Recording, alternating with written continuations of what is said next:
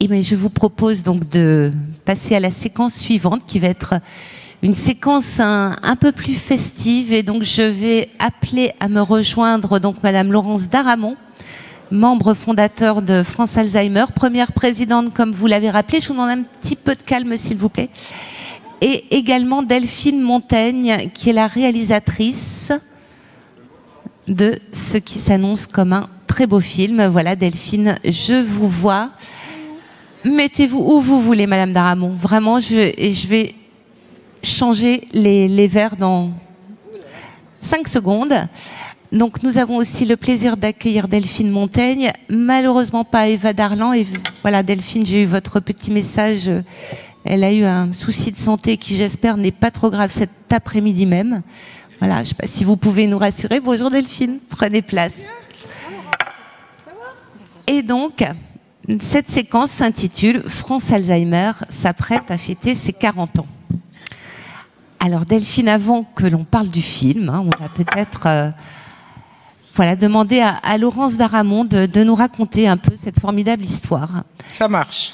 Voilà. Bonsoir tout le monde. Il y en a parmi vous que je crois connaître, mais souvent je ne me rappelle pas de leur nom. Vous m'excuserez. Donc voilà, la France Alzheimer est une belle aventure, si je peux dire. J'ai rencontré, nous étions en 1984, dans l'autre siècle. J'ai rencontré Françoise Forette, qui était à l'époque un médecin, un neurologue très connu, et qui s'occupait presque exclusivement de la maladie d'Alzheimer que personne ne connaissait. Bon. Donc je lui raconte ma petite histoire, qui était que j'avais un mari Alzheimer, et elle me dit, mais que ça tombe bien, les Américains m'ont contacté, ils ont une association là-bas, et ils voudraient qu'on fasse la même chose. Il s'agissait d'associations de familles. Et on l'a souligné tout le temps. Ben, j'ai dit, ben oui, d'accord, pourquoi pas, on peut essayer de faire ça.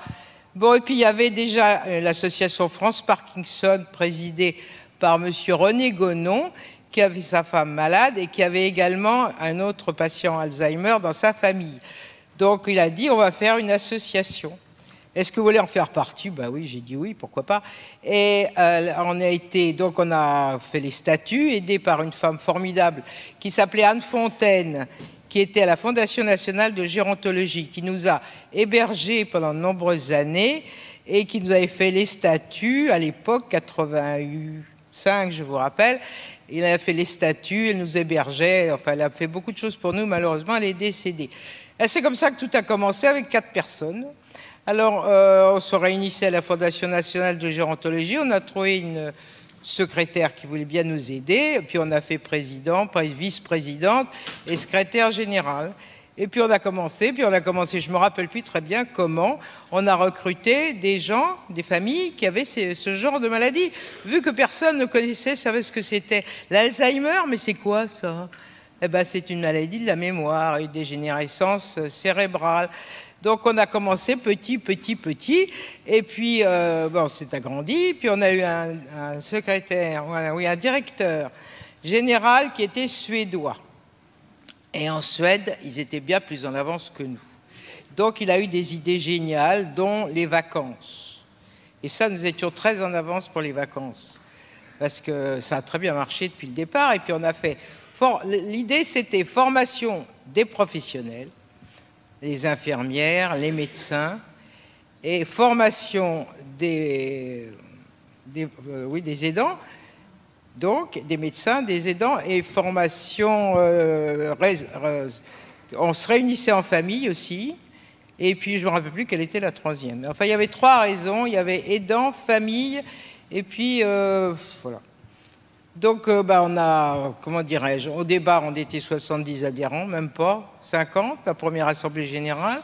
Et puis, on a fait des réunions de famille chez nous, dans nos appartements, parce qu'on n'avait pas de locaux à l'époque. Et puis après, on en a trouvé un local, et ça a grandi, et on en est très fiers, hein, parce que c'est la seule association reconnue par l'État, la seule qui regroupe toutes ces familles.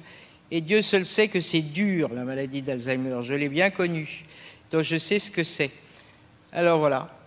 J'ai sûrement oublié plein de choses. Sans doute, parce que c'est...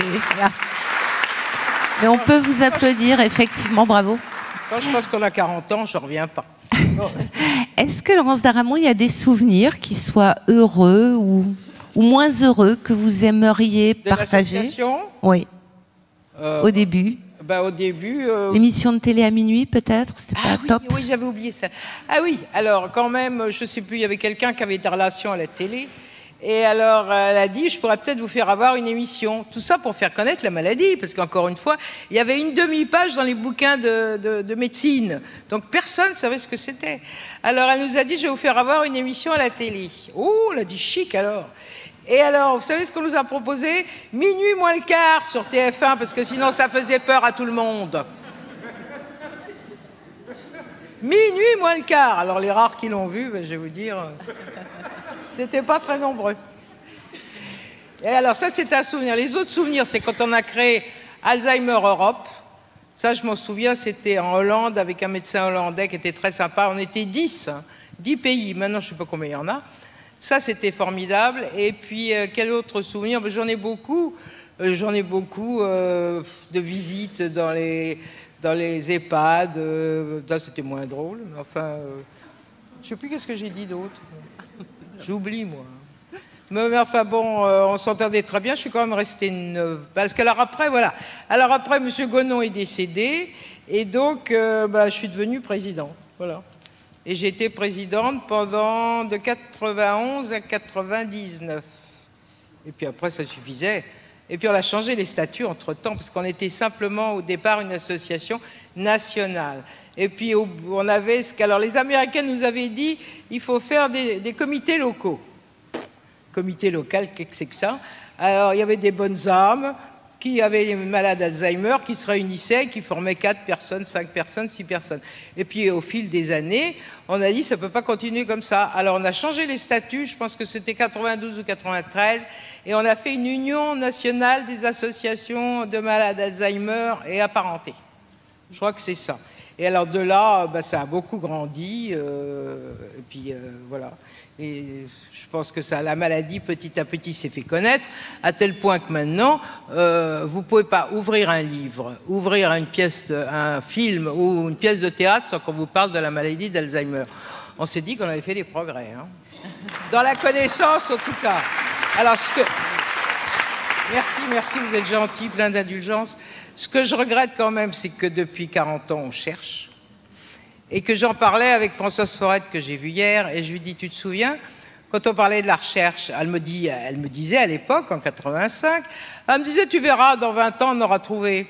Je lui ai dit hier, alors on a trouvé? Elle m'a rien dit, hein, on peut rien dire.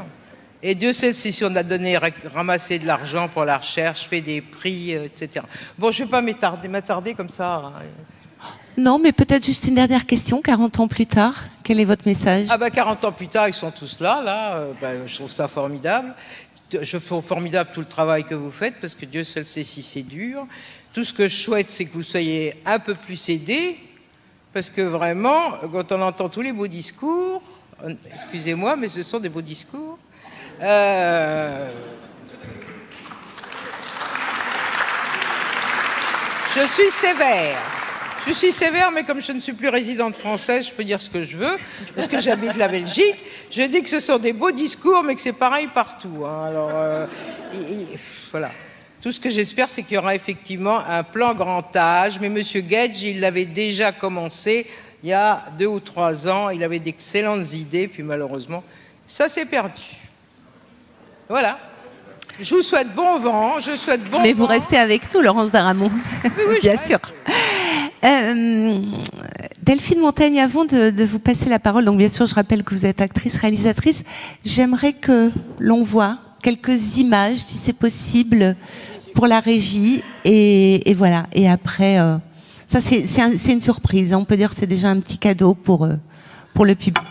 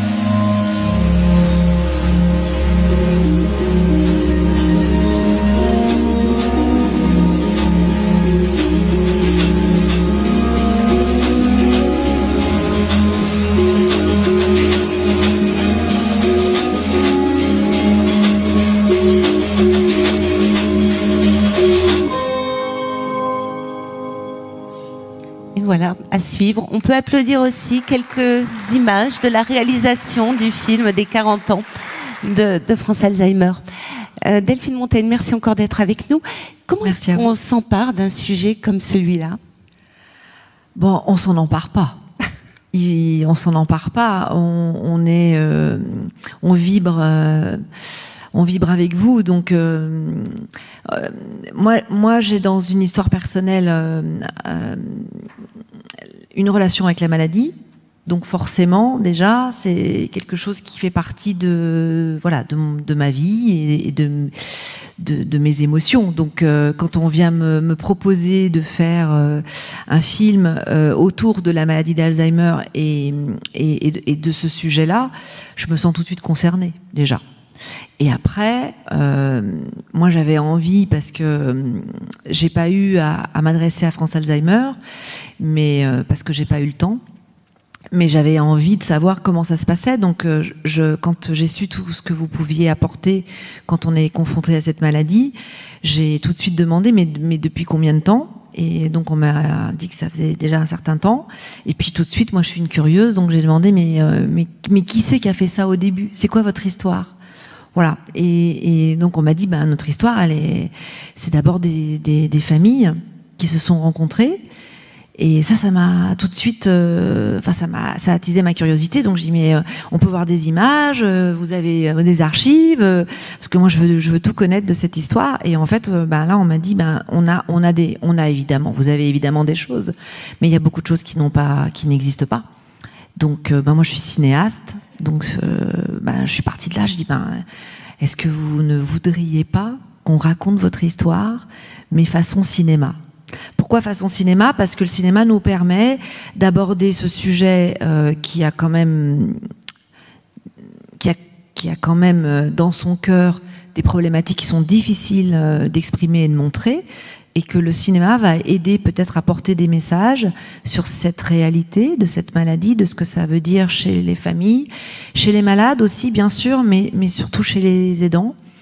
Et le cinéma va permettre de faire passer tout ça avec plus de douceur qu'un documentaire où on va être dans des faits qui sont pas faciles à voir, je pense, pour certaines personnes encore, puisque je trouve que le mal de cette maladie, c'est la difficulté, je trouve, à en parler. Et donc le cinéma va... Oui. On a fait des progrès. Oui. Il y a une chose que je voulais dire. Prenez le micro, Laurent, si vous souhaitez. Ce qui me frappe encore beaucoup, c'est qu'il y a des patients qui meurent et les familles n'osent pas dire que c'était la maladie d'Alzheimer. Je vais le dire publiquement, je ne sais pas si je vais avoir des problèmes. Simone Veil avait la maladie d'Alzheimer depuis plus de 10 ans. Eh bien, on n'a jamais dit qu'elle était morte avec ça. Je n'ai pas dit de ça, mais qu'on ne l'a jamais dit. Et ça, j'en ai voulu, mais à mort. Parce que ça nous aurait aidé à l'époque, même avant. Les familles n'osaient pas le dire, et ça nous aurait aidé, ça aurait fait connaître la maladie. Et c'était un secret gardé, c'était censé être une maladie de folie. Et comme chacun sait, la folie, tout le monde en a peur. Résultat, on n'en parlait pas. Oui, effectivement. Donc, on est sur une fiction, Delphine, on est bien d'accord? Oui. Vous pouvez nous parler un peu du tournage?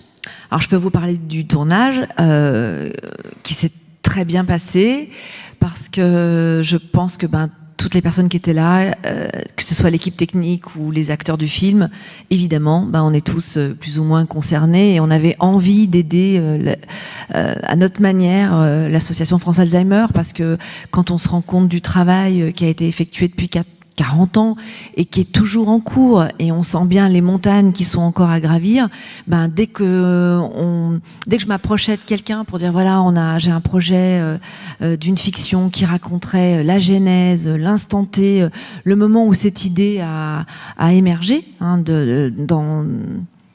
chez des personnes formidables, de se dire il faut qu'on crée une association, parce qu'il faut qu'on s'aide, parce qu'il y a personne qui sera là pour nous si on fait pas quelque chose. Et dès que je parlais à une équipe ou un acteur de ce projet de film, il disait nous, ça va être notre façon d'en être parce qu'en fait, on a tous envie d'en être, on a tous envie de vous aider et à notre manière. Voilà. Alors là, les techniciens, ils ont suivi, les acteurs, ils sont venus avec leur merveilleux talent d'artiste et pour mettre une petite pierre à cet édifice qui continue de grandir. Et on espère avoir fait une belle histoire de commencement, de début, qui nous amène à aujourd'hui. Donc on est très très fiers, nous, d'avoir participé humblement à votre histoire de cette façon-là. Mais oui, on peut vous applaudir parce que c'est très beau et merci à vous. Une dernière chose, parce qu'il va falloir que je regagne ma Belgique. Ce qui nous a aussi beaucoup aidé, c'est les acteurs qui ont accepté de dire, je sais plus, il y en a un qui s'occupe de nous, plusieurs qui s'occupent de nous, qui ont accepté de le dire. Ça aussi, ça nous a aidés. Ah, voilà. Bon, en tout cas, je souhaite à l'association bon vent, qu'elle grandisse, et puis surtout que les recherches ont l'air en bonne voie. Mais enfin bon. On peut toujours espérer et entreprendre, comme disait quelqu'un que je ne connais pas. Merci Laurence Daramont. Vous avez encore quelques minutes peut-être? Oui, mais il y a les trains. Oui, je sais. Mais j'ai une dernière question quand même pour Delphine Montaigne. Est-ce qu'il y a un message au-delà de la fiction dans ce film? Oui. J'imagine que oui, parce que vu votre engagement... Alors, oui, parce que moi j'avais très envie de montrer le début du début, aussi pour motiver peut-être, pour faire grossir les rangs. Il y a votre histoire que j'espère avoir racontée avec beaucoup d'admiration et d'émotion, parce que je pense que vous êtes tous des hommes et des femmes de cœur pour faire tout ce que vous faites chaque jour. Et surtout que vous n'êtes pas découragés, parce qu'en effet, il n'y a pas grand-chose qui se met en place. Donc c'est de nouveau, c'est vrai que c'est très décourageant. Donc merci de faire tout ce que vous faites, parce que on a vraiment besoin que vous ne lâchiez rien. Donc ce film, j'espère qu'il va vous aider, vous accompagner pour donner peut-être au grand public, qui n'est pas pour le coup au courant de tout ça, des envies de se fédérer, de vous rejoindre, de vous soutenir, de vous porter aussi. Alors je pense aux dons, mais je pense aussi juste au soutien moral, parce que ce que j'avais découvert en rencontrant justement les membres fondateurs, c'est qu'il y a eu aussi alors ça, je ne savais pas. Il y a vraiment une espèce d'omerta comme ça. En effet, on a honte, comme tu le disais, Laurence, de parler de cette maladie. Et à tous les endroits, dans mon métier, dans mon milieu artistique, ça, j'ai vu qu'il était important de mettre un petit mouchoir, de pas en parler. Dans les milieux politiques, dans les milieux médicaux aussi. Enfin, ils parlent artistique bien sûr, mais j'étais surprise de voir qu'en fait on veut pas trop en parler. Et quand la maladie est détectée, puisqu'il se trouve que moi j'ai creusé aussi le sujet des malades jeunes, qui est à mon avis le sujet à développer maintenant aussi, et je sais que vous le faites, mais moi ça serait vraiment un sujet que j'aimerais travailler aussi, peut-être plus dans un cadre documentaire, pour déjà atteindre, alors là, non pas le grand public, parce que là, le film, au commencement, ce qui j'espère, va avoir de fort, c'est qu'il va parler, c'est là, pour répondre à ta question, au grand public aussi, à ceux qui ne vous connaissent pas, et ça va peut-être être déclencheur d'envie, peut-être aussi de monter d'autres associations, parce que c'est un film sur le monde associatif, la force de ces gens qui au départ sont juste là, alors avec leur détresse, mais aussi avec une volonté de faire bouger les choses, et qui sont humbles parce qu'ils n'ont pas les codes, ils ont pas les mots, ils savent pas comment faire. Moi, vous allez voir dans le film, c'est des gens, ils ont pas forcément de lien entre eux, et pourtant ils sont là le soir, et ils se posent des questions, et ils essayent de faire bouger les choses. Ça, c'est chouette, et ça permet de donner aussi un message donc très cinématographique, de dire, regardez, on peut tous peut-être ensemble, si on marche dans la même direction, faire bouger un tout petit peu, et en tout cas faire mettre de la lumière là où il n'y en a pas, parce qu'on se cache et qu'on a honte de raconter souvent cette maladie, encore aujourd'hui, en 2025 bientôt. Merci beaucoup à toutes les deux. Alors, je propose qu'on prenne quelques questions. Voilà, si vous en êtes d'accord, ou réaction, donc n'hésitez pas à lever la main. Oui, je vois. Oui, Madame Daramointre, mais on va faire vite. Alors, j'ai vu, oui. Merci. Oui, j'écoute depuis avec beaucoup d'attention cette session, cette journée. Et moi, je recommande de faire de l'improvisation théâtrale. L'improvisation théâtrale, il n'y a pas à prendre de texte, on se libère. On est un autre et on oublie la maladie. C'est-à-dire on change de peau. C'est comme s'il y avait une fermeture éclair. Chlic, chlic, chlic, hop, je me change, je me transforme. Et je ne suis plus ce que j'étais avant. Et donc, alors après ça, on supporte mieux la maladie parce qu'on l'intègre dans une espèce comment je veux dire, d'histoire, en réalité, qu'on se raconte, et on vit avec, et on l'accepte forcément. Mais vraiment, je recommande à toute personne, parce qu'il y a beaucoup d'assos qui existent sur Paris, on peut trouver plein de choses, plein de structures d'accueil. Je recommande vraiment aux personnes qui sont un petit peu qui sont un petit peu dans la gêne ou dans l'angoisse, tout simplement, hein, malgré les médicaments, de pouvoir participer à des structures de groupe telles que effectivement l'improvisation théâtrale. On sort tout, on pose tout, on s'accepte, et en réalité, on ressort de ces sessions avec la pêche, quoi. On a l'impression qu'on est en dehors, Alzheimer, dehors, voilà. Merci pour ce témoignage. On reste dans l'art et la culture. Une autre demande de prise de parole? C'est toujours moi. Oui, bien sûr. Donc, François Lemestre de la Guadeloupe. C'est pour Madame Daramont. C'est pour vous dire que le combat que vous avez commencé en 85, il est parti jusque-là les Outre-mer, puisque vous avez une association France Alzheimer dans tous les Outre-mer aujourd'hui. Je sais, monsieur. Ouais. Non, mais je vous dis que votre combat a été très loin. Bah, oui, enfin, vous n'êtes pas très loin, c'est une partie de la France. Association France Alzheimer, je vous rappelle. Bon, j'arrête, je vais faire le coup. Alors, une autre... Je regarde parce que je suis un peu éblouie. Monsieur Despès, oui.